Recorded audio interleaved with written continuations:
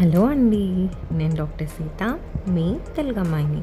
ఈరోజు అయితే మనం నిన్న చెప్పుకున్నట్లు కిర్గిస్థాన్లో ఉండే టెర్మినల్స్ కోసం అయితే తెలుసుకుందాం.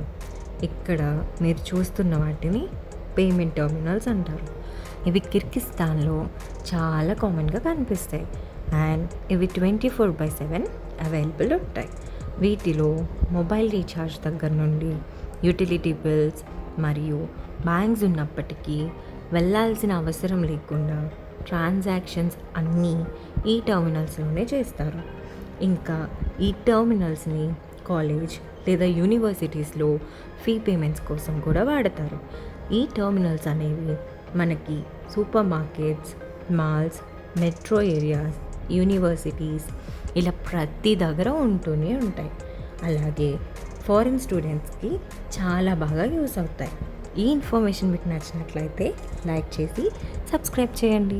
ఇట్లు మీ తెలుగు అమ్మాయి డాక్టర్ సీత.